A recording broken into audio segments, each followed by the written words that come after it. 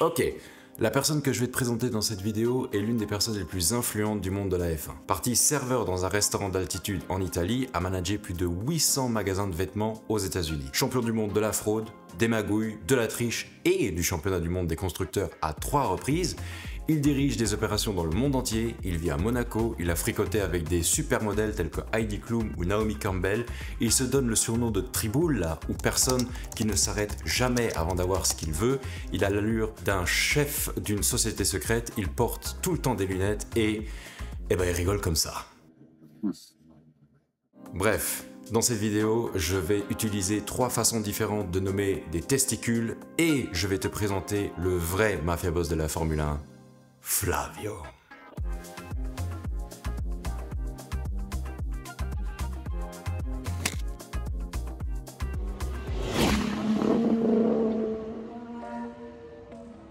Après s'être lancé à fond dans le monde des affaires, Flavio devient l'assistant de Luciano Benetton à New York, le patron de la marque à vêtements qui porte le même nom. Il doit trouver un moyen de soutenir l'équipe de F1, puisque sinon, cette dernière fermera dans les 10 jours prochains.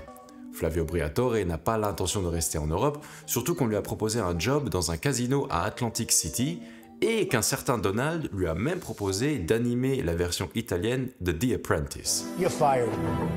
Le gars n'a pas vraiment l'intention d'aller à Londres, surtout parce que c'est pas à Londres, c'est à 3 heures de Londres, dans la brume, dans le froid, dans la pluie. Je te passe les détails, mais si tu veux écouter toute l'histoire, elle est sur le podcast de la F1 Beyond the Grid, et la façon dont le mec s'exprime est absolument incroyable. I think that's indisputable.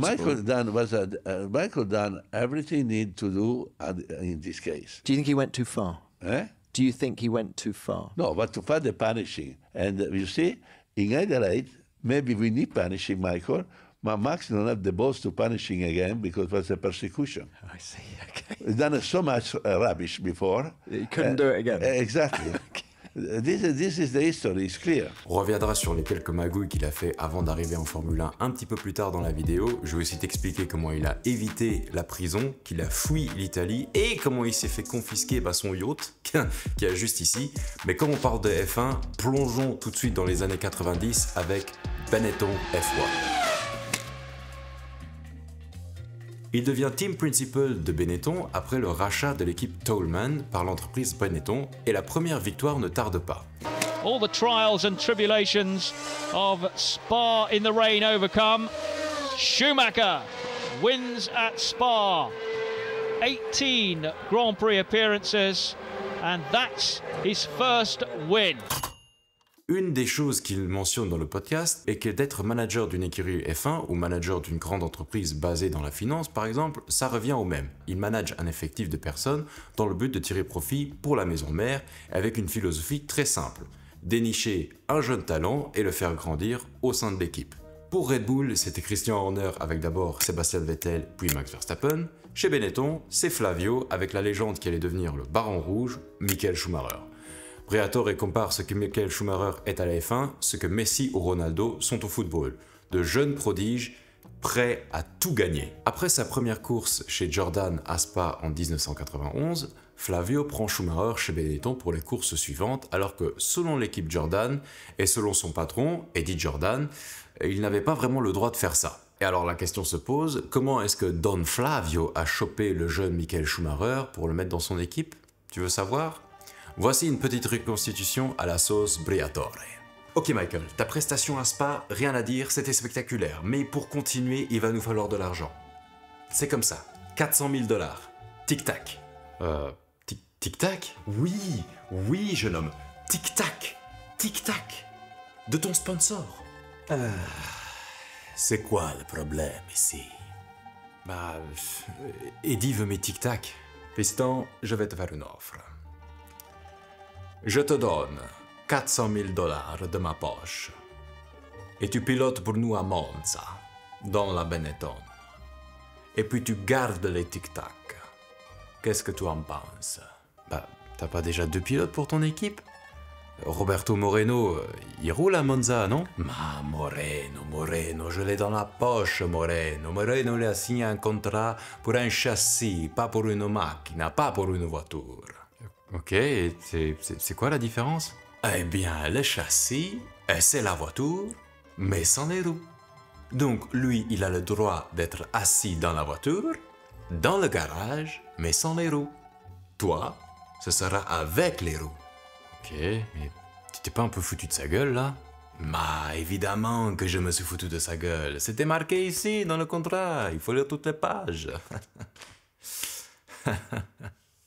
Je te rappelle que Moreno n'était pas le seul pilote à se faire sauvagement jarter par Briatore. Johnny Herbert, Martin Brundle, JJ Leto, Jarno Trulli, Jos Verstappen.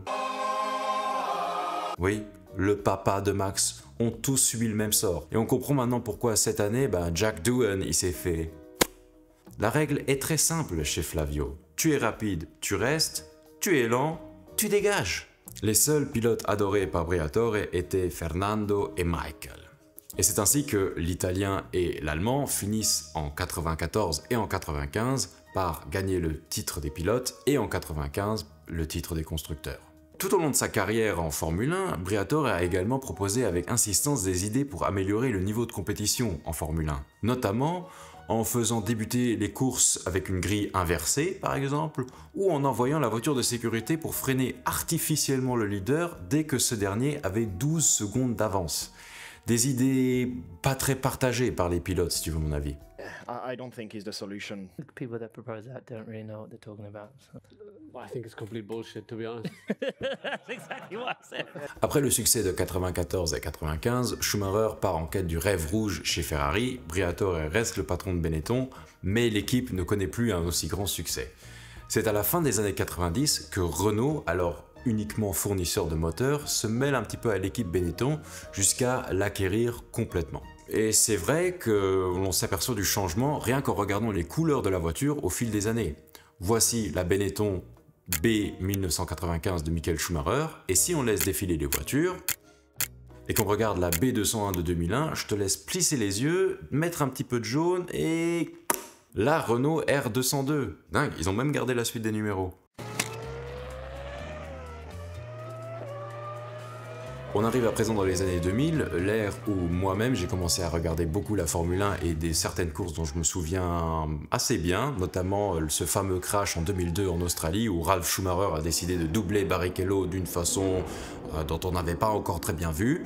Mais c'est surtout un an plus tard, en 2003, que l'écurie Renault va accueillir pour sa seconde saison à F1 la légende, l'infatigable, celui qui avait des façons tellement drôles de célébrer des victoires et qui avait, ou qui a encore, la cote avec les meufs en portant des lunettes comme ça, Fernando.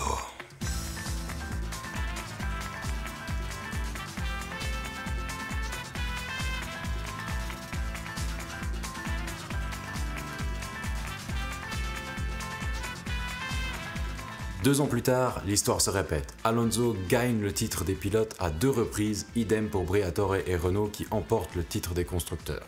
Tout semble leur réussir. On retiendra des moments forts comme le premier titre de Fernando, son pilotage somptueux et sa défense contre Schumacher à Imola, ou encore le showdown au Brésil pour son deuxième titre. Tout va bien, jusqu'au moment où ça ne va plus.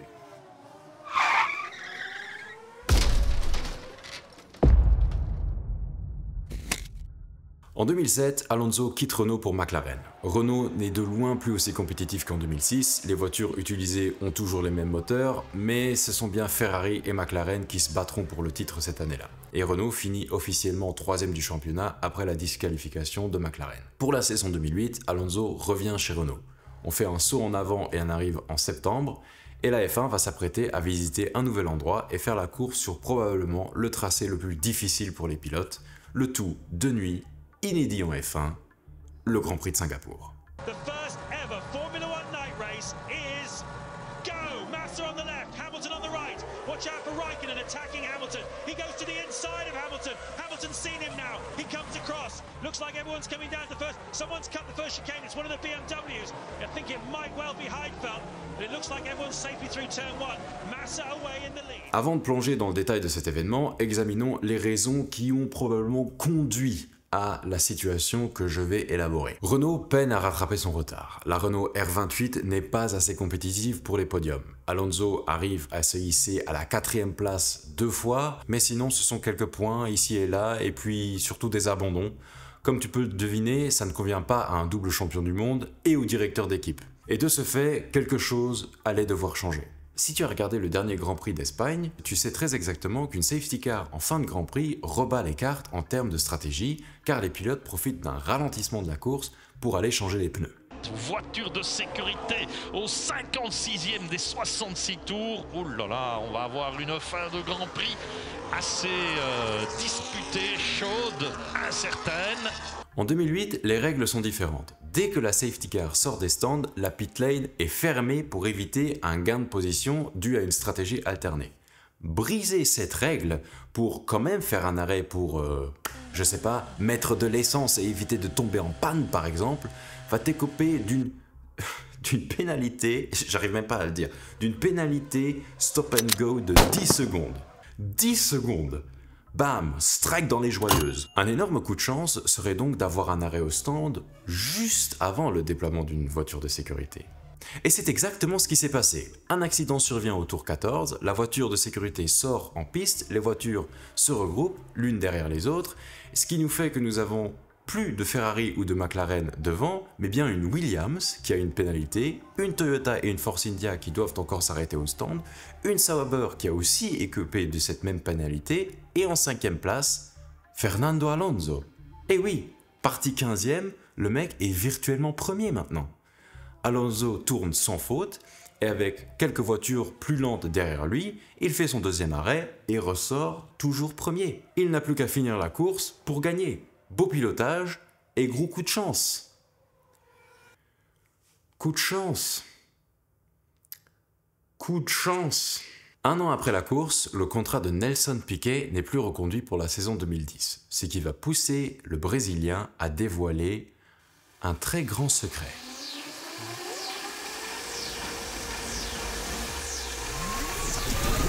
Flavio Briatore et Pat Simmons, le directeur technique de chez Renault, auraient ordonné à Nelson Piquet de crasher volontairement sa voiture pour favoriser la victoire de Fernando Alonso.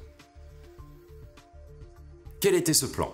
Alonso est rapide pendant tout le week-end, mais en Q1, lors de la séance de qualif, un problème technique survient et paf, il est recalé en 15e position, juste devant Piquet. On lui met pour la stratégie de course des pneus soft et très peu de carburant.